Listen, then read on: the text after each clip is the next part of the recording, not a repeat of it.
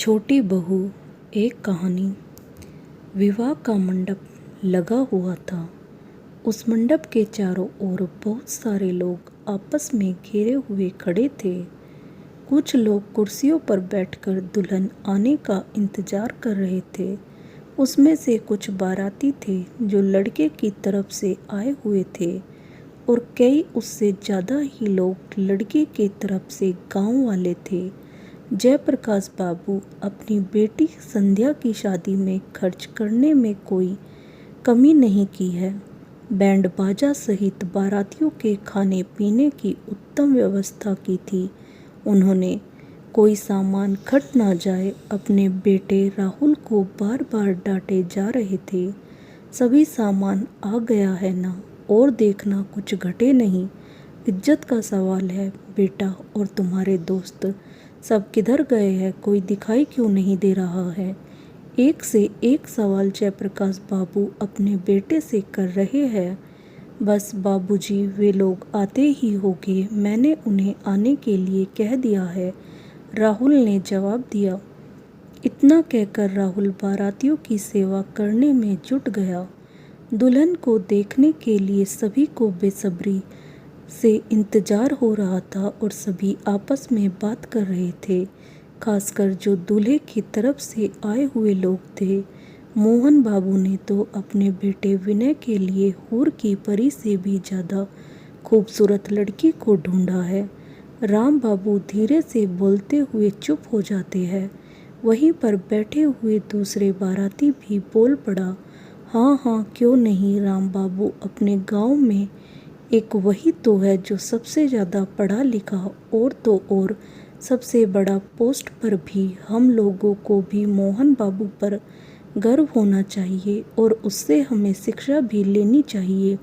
उन्होंने कितनी मुश्किल से अपने 3 बेटों और 2 बेटियों को पढ़ाया लिखाया और अच्छे घर में शादी की। सुंदर जी लंबी सांस लेते हुए राम बाबू की तरफ देखते हुए बोल रहे थे, क्या ज़माना था उस वक्त जब मोहन बाबू के दादा हमारे लोगों के यहाँ मजदूरी करके घर परिवार को चलाया करते थे। वो दिन भी क्या था, और आज हर चीज़ उनके पास है। राम बाबू मायूस आवाज़ में सुंदर बाबू की तरफ देखते हुए बोल पड़ा। सुंदर बाबू आकाश की तरफ देखते हुए राम बाबू को जवाब दिया, सब ऊपर वाले की मोह माया है, हम लोग तो उनकी कठपुतली है। उसकी मर्जी के बिना कहीं कुछ होता है क्या? दुल्हन के आते ही शोर शराबे शुरू हो जाते हैं। सभी बाराती गण दुल्हन को देखने के लिए आपस में धक्का मुक्की करने लग जाते हैं। कुछ बाराती कुर्सी पर चढ़कर देखने की कोशिश करने में जुटे हैं, तो कुछ बड़े बुजुर्ग अपने बच्चों को कंधे पर रखकर दिखाने की कोशिश कर रहे हैं। गांव वाले खासकर ऐसे ही होते हैं। लड़की की शादी हो या लड़के की, उसे देखने के लिए कुछ भी कर गुजरते हैं। गांव में जब लड़की की शादी होती है तो जब लड़के कार या मारुति से गांव पहुंचते हैं तो गांव की महिलाएं माथे पर साड़ी लेकर लड़के को देखने के लिए इंतजार करती रहती है और मजाक इस तरह करते हैं मानो वर्षों से उसे जानते आ रहे हो। वही हाल इन बारातियों का हो रहा है। वे लोग यही सोच रहे हैं कि क्या पता कब दुल्हन को देखने का मौका मिले, और आज जब मिला है तो इस मौके को गंवाऊं, और तो और घर जाकर अपने परिवार वालों को भी तो बताना है। दुल्हन का रंग, कटिंग, खान पान वगैरह वगैरह किस तरह का है। जयमाला होने के बाद सभी बाराती गण खाने के लिए एक जगह एकत्रित हो जाते हैं और लड़की वाले उधर लड़की और लड़के को अग्नि के फेरों में शादी कराने के लिए तैयार रहते हैं। ज़्यादा काम तो लड़की वाले पर ही निर्भर रहता है। बारातियों का सेवा सत्कार इस तरह करते हैं मानो बाराती अपने घर जाकर लड़की वालों की बदनामी ना कर दे। बंदोबस्त अच्छा नहीं था, ठहरने की व्यवस्था बेकार थी, खाने के लिए बहुत देर तक इंतजार करना पड़ा, वगैरह वगैरह। मोहन बाबू के 3 बेटे और 2 बेटियां हैं। कुल मिलाकर उनके 5 संतानें हैं और सभी शिक्षित और हो भी कैसे नहीं। मोहन बाबू को यह अच्छे से ज्ञात है कि पढ़ाई ही जिंदगी को अच्छी बना सकती है। पढ़ा लिखा इंसान ही कुछ सोच समझ सकता है। ऐसे लाइफ तो बेकार लोगों की भी गुजर जाती है, लेकिन समझदारी तो पढ़े लिखे इंसान में ही होती है। मोहन बाबू की तीसरी बहू घर आई। पूरा घर सजा सजा है। घर के सभी सदस्य हाथ में थाली लिए हुए दुल्हन के आने का बेसब्री से इंतजार कर रहे थे। दुल्हन के आते ही थाली सजा हुआ दीपक से दुल्हन की आरती उतारी जाती है। कई रस्में अदा की जाती है। दुल्हन भी शर्माते हुए अपने दाएं पैर को चौखट के अंदर रखती है। सभी औरतें एक से बढ़कर एक गीत गाए जा रही है। ढोलक और तबलों की चोट से उनके गीतों में और भी जान आ गई है। घर आते ही मुंह दिखाई की रस्म अदा की जा रही है और एक एक कर सभी औरतें शगुन के कुछ पैसे भी दे रही है।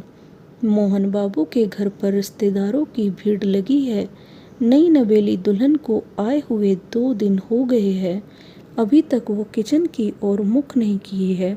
मोहन बाबू के घर में यह नियम है कि जिसकी शादी होती है उसकी पत्नी ही घर के सारे काम तब तक करती है जब तक दूसरे की शादी नहीं हो जाती। यह परंपरा सदियों से चली आ रही है। इसके पहले मोहन बाबू की दूसरी बहू घर के सारे काम काज करती थी। तीसरी बहू संध्या की परवरिश इसके पिता जयप्रकाश बाबू ने शहर में की थी। वह शहर में रहकर ही पढ़ाई पूरी की और एमए की डिग्री हासिल की। उसकी इच्छा थी कि मेरी शादी शहर में हो और लड़का सरकारी जॉब करता हो और मैं भी कोई अच्छी कंपनी देखकर उसमें जॉब करूं। लेकिन संध्या के पिता ने उसकी इच्छा को पूरा नहीं कर पाए, क्योंकि एक तो दहेज की मांग शहर वाले लड़कों के लिए ज़्यादा थे और उस पर जॉब होने के कारण और भी ज़्यादा मांग वह दे नहीं पाए। कई लड़के संध्या को देखने आए पर बात पैसों के लेन देन पर अटक जाती। जयप्रकाश बाबू ने सोचा, अगर ऐसे ही लड़के वाले लड़की देखकर चले जाए और कुछ बात ना बने तो लड़की की शादी बड़ी मुश्किल से होगी। अतः उसने यह निश्चय किया कि लड़का गांव का ही हो, पढ़ा लिखा हो, जगह और जमीनें ज़्यादा हो, घर में किसी चीज़ की कमी ना हो। संध्या की पढ़ाई लिखाई शहर में होने के कारण उसे खाना बनाना नहीं आता था। ससुराल के नियम के अनुसार खाना तो उसी को बनाना पड़ता और 2 गायों का सुबह शाम नाद में भूसे डालना और दोपहर में नहाना, यह सभी काम तो छोटी बहू को ही करना पड़ता। कुछ दिन तक उसके बाद सभी बहुओं को अपने अपने कामों का बंटवारा कर दिया जाता। चूँकि परंपरा है तो निभानी ही पड़ेगी। संध्या स्पष्ट रूप से कह दी, मुझे खाना वाना बनाना नहीं आता और मैं गाय और भैंसों को नहीं नहलाने वाली। मैंने अपने मायके में कभी ऐसा नहीं किया। मोहन बाबू ने कह दिया, ससुराल का नियम तो नियम है, तुम्हें तो यह सारे काम करने ही पड़ेंगे। मेरी 2 बहुओं ने इतने दिनों तक घर को साज सवार कर रखा, अब से तुम्हारी बारी है। कुछ दिनों का ही तो बात है, उसके बाद मैं स्वतः ही सभी को अपने अपने कामों को सौंप दूंगा। संध्या गुस्से से अपने कमरे की तरफ चली जाती है और अपने आप बुदबुदाते जा रही थी, आने दो रमेश को, आप लोगों की शिकायत ना की तो कहना। अंदर से दरवाजे की कुंडी लगा लेती है। अपने मायके वालों को फ़ोन लगा रही है, साथ ही साथ गुस्से से बोले जा रही है, इन लोगों ने हमें समझ क्या रखा है।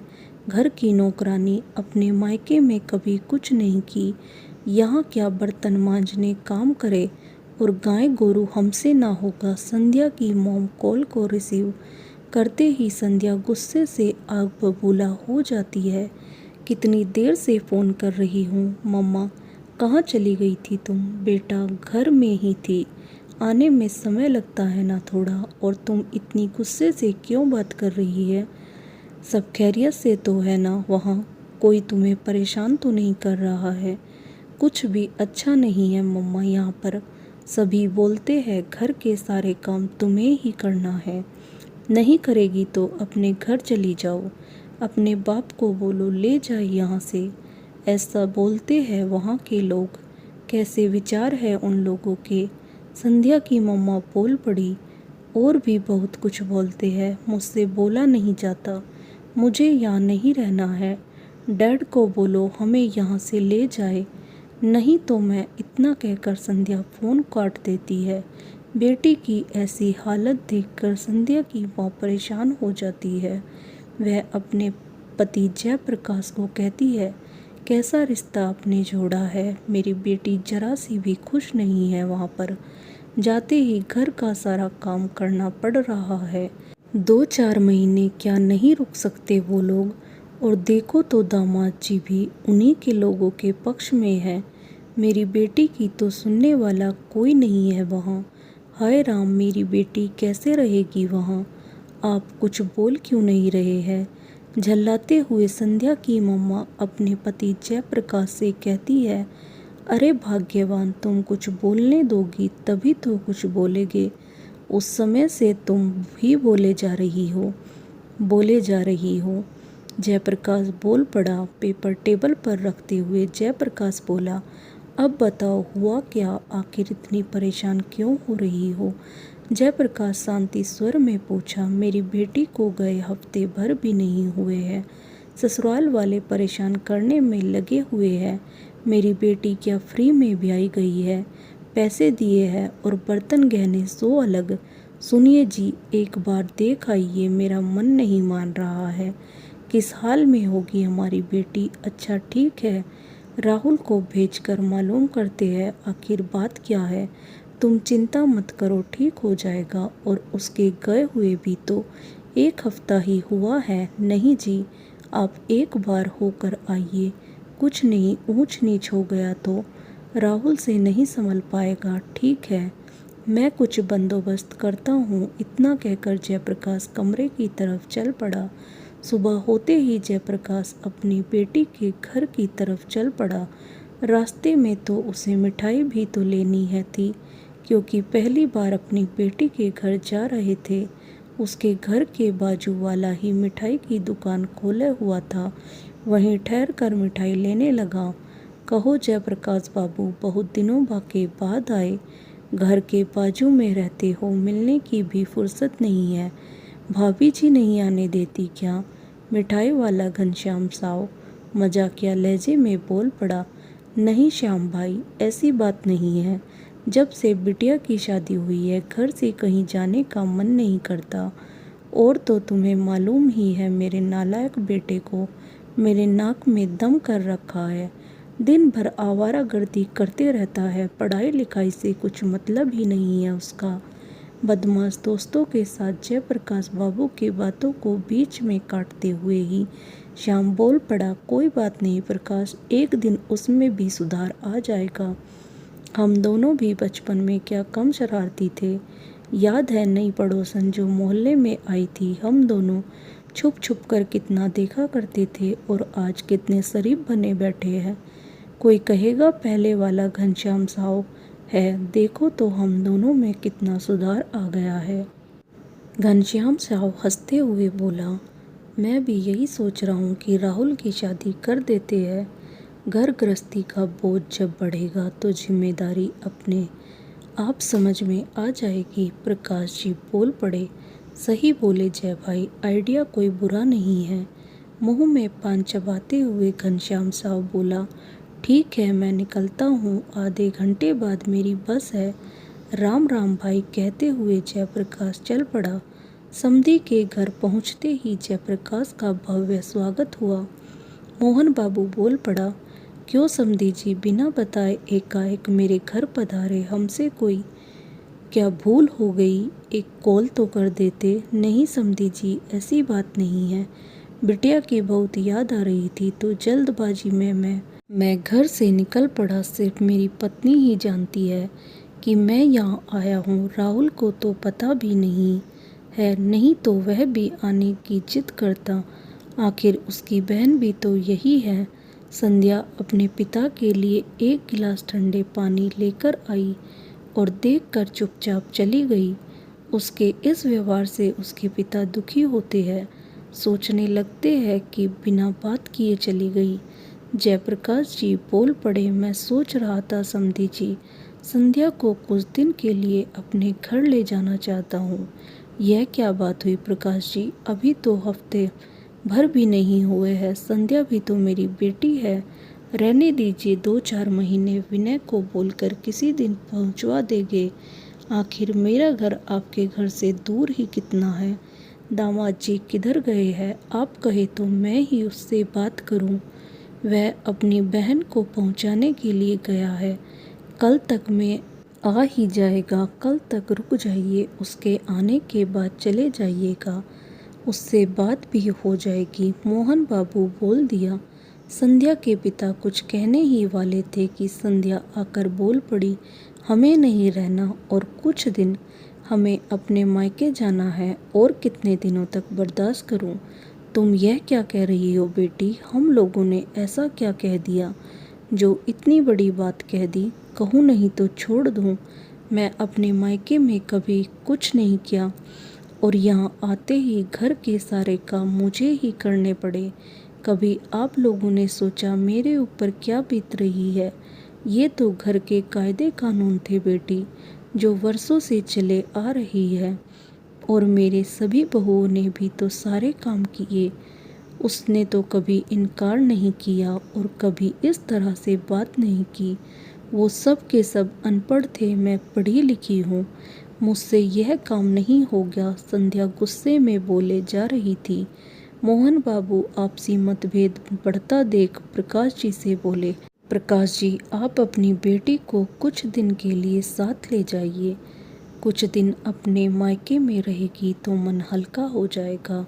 पर दामाद जी क्या कहेंगे? प्रकाश बाबू दुख जाहिर करते हुए कहा, उसकी चिंता आप मत कीजिए, उसे मैं समझा दूंगा।